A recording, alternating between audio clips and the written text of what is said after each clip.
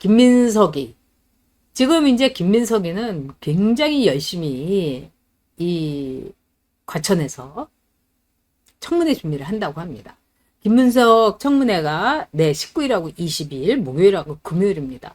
근데 이제 당내 기류가 굉장히 안 좋다는 거예요. 이거는 도대체 클리어 할 수가 없다. 거기다가 김민석에 대해서 여러분께도 제가 말씀드렸지만은 60대 노부부 영등포 이 동반 이 극한 선택 이게 지금 일파만파로 마구 퍼지고 있어요. 저는 뭐 영등포에 있었으니까 이 사정을 너무 잘 알죠. 그래서 김민석이를 인간 취급도 안 했습니다. 게다가 이한조 오늘 서울대학교의 그 이중구 교수라고 이 사람은 아주 철저한 좌파입니다.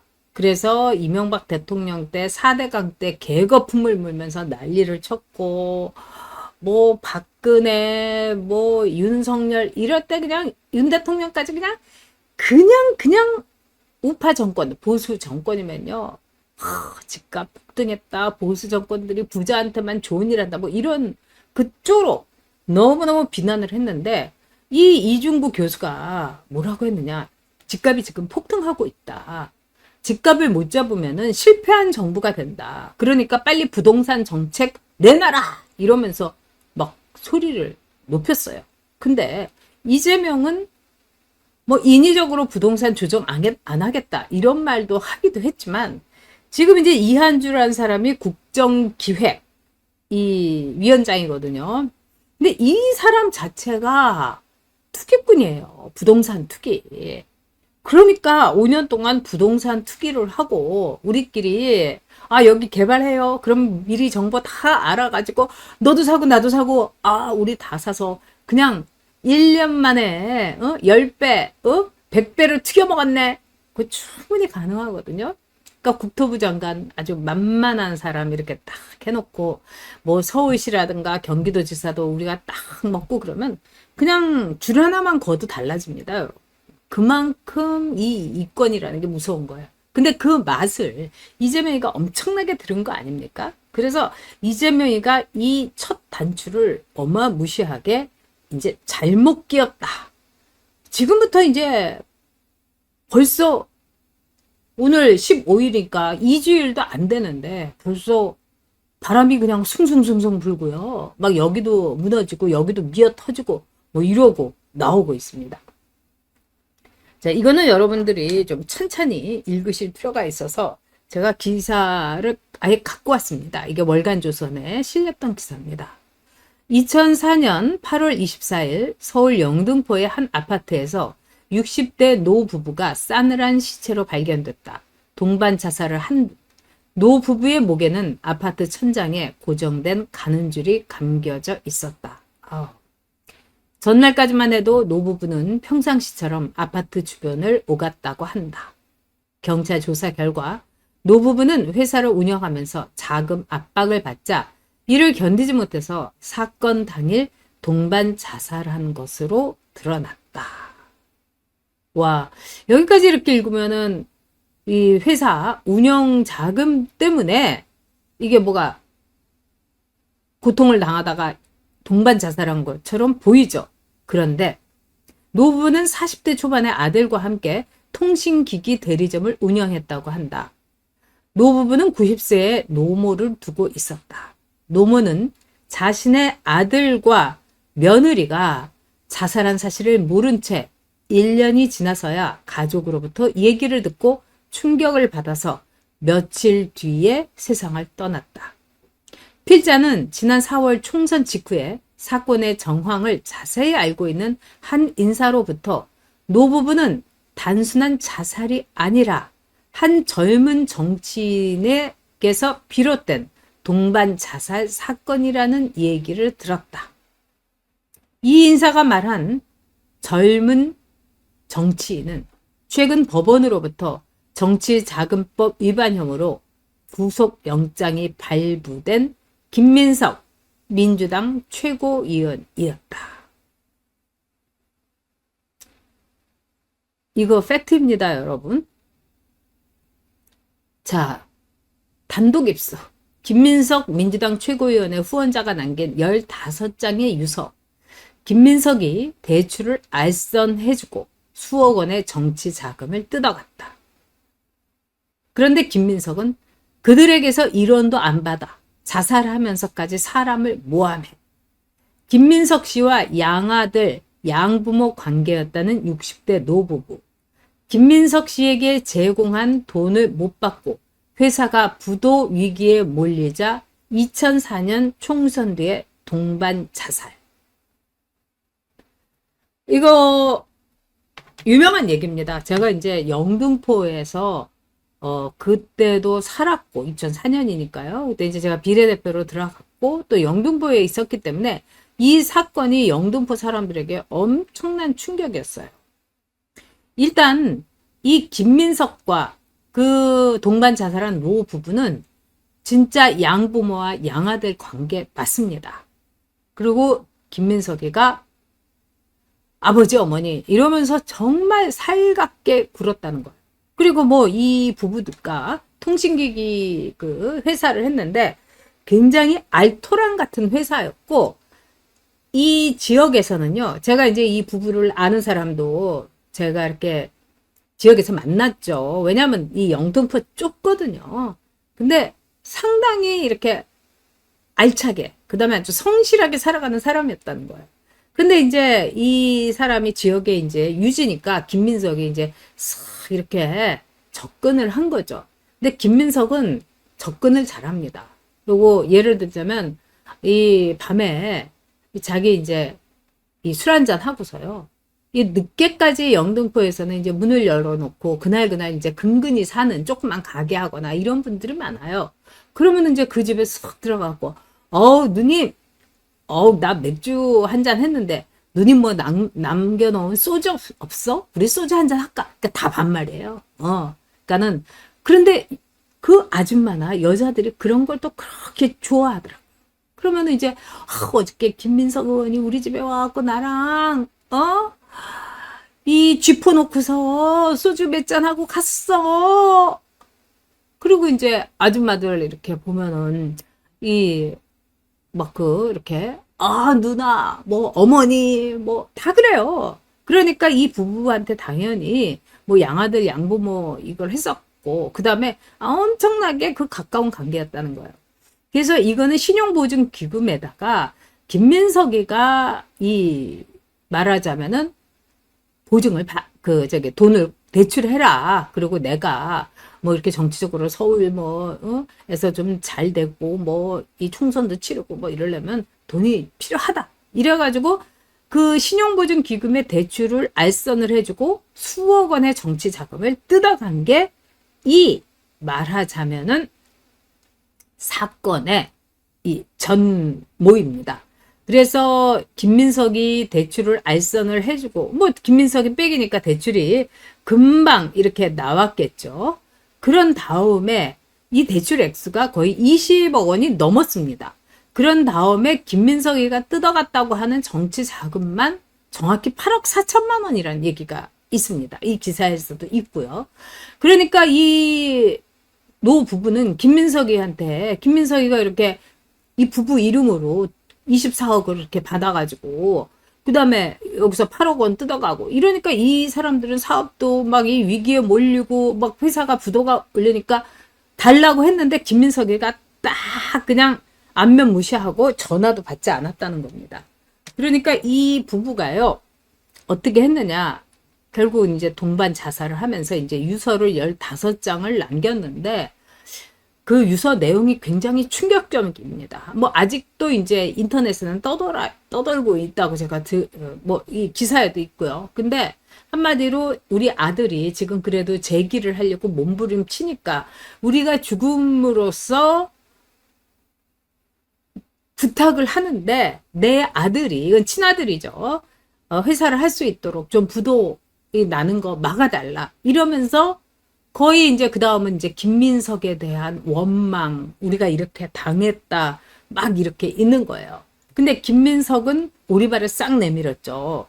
말도 안 된다. 그리고 김민석이 그때 이제 뇌물을 받아가지고 또 이제 말하자면은 네, 정치자금법 이제 위반으로 이 구속 위기에 처한 거예요. 그래서 이게 그때 김민석 모습이에요. 그래서 김민석이가 자기는 뭐 너무나 무고한데 이 검찰이 나를 억울하게 이 정치자금법 그다음에 뇌물을 받았다고 한다 이러면서 지금 이제 이 당사 아마 이게 제가 보기에는 이제 김민석 사무실에서 이게 농성을 하고 있는 거예요. 참 이게 너무 무시무시한 거죠. 그래서 이제 이 사건도 사실은 이제 김민석에 대해서 지역에서 사람들이 그냥 쫙 반으로 갈려졌어요.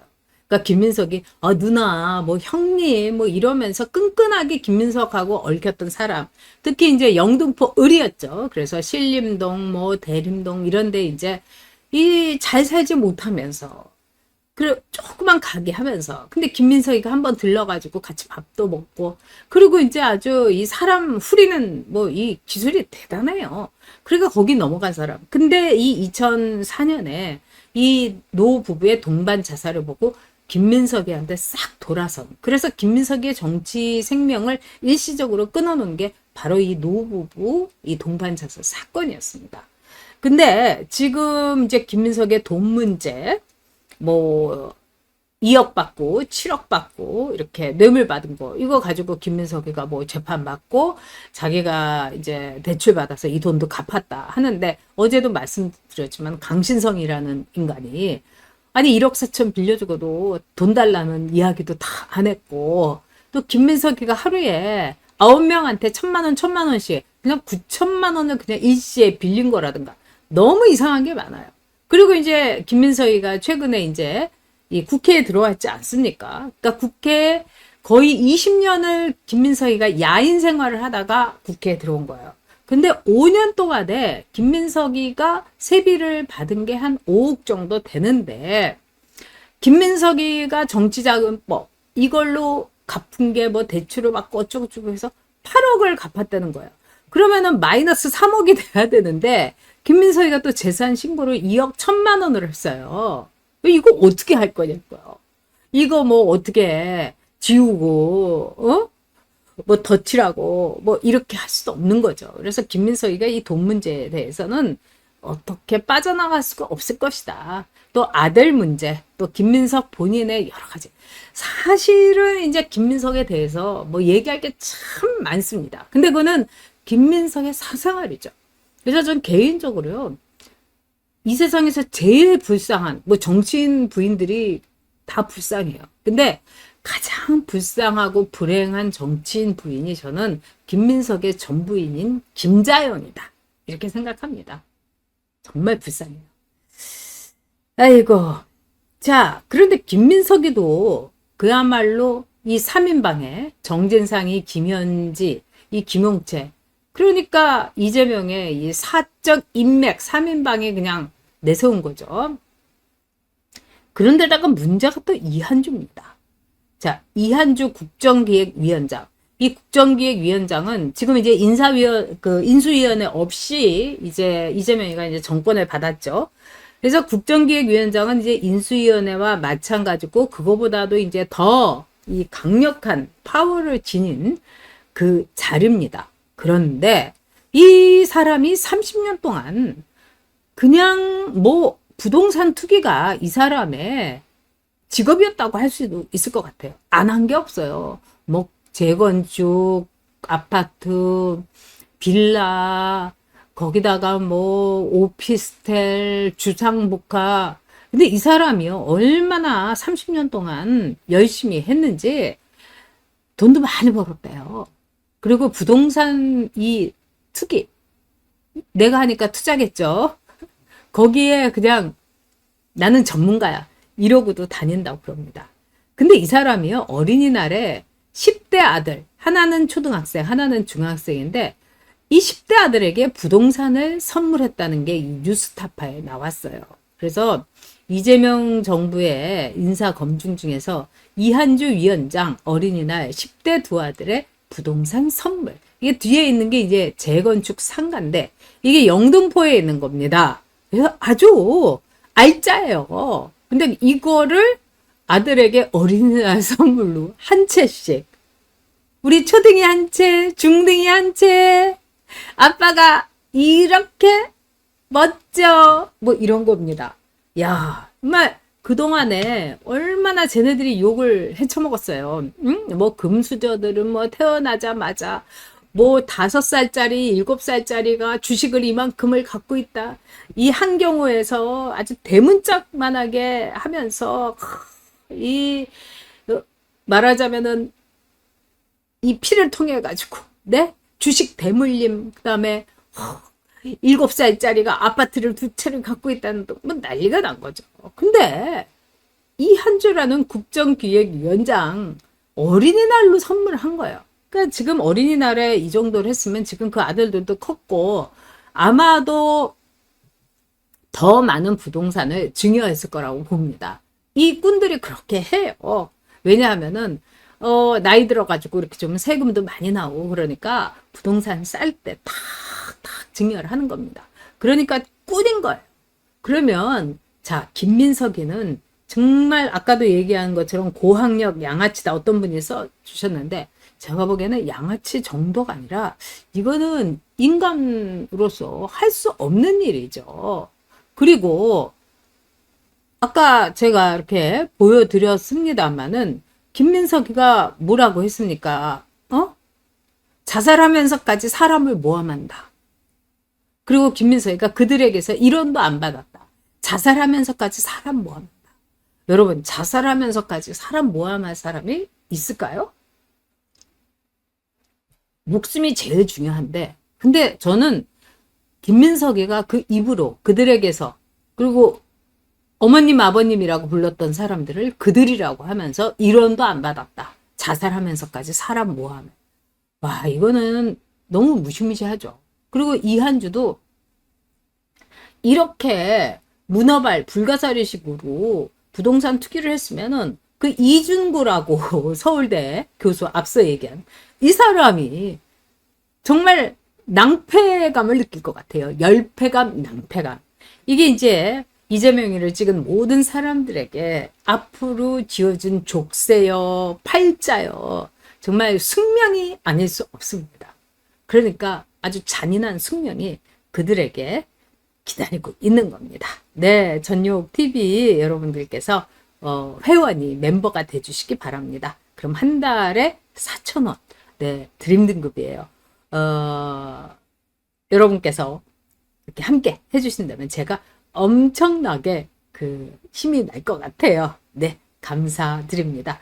이 청문회 전에 그래서 이제 김민석이가 자진 사퇴를 하는 쪽으로 지금 이렇게 분위기를 몰려고 했는데 의외로 김민석이가 완강하다는 겁니다.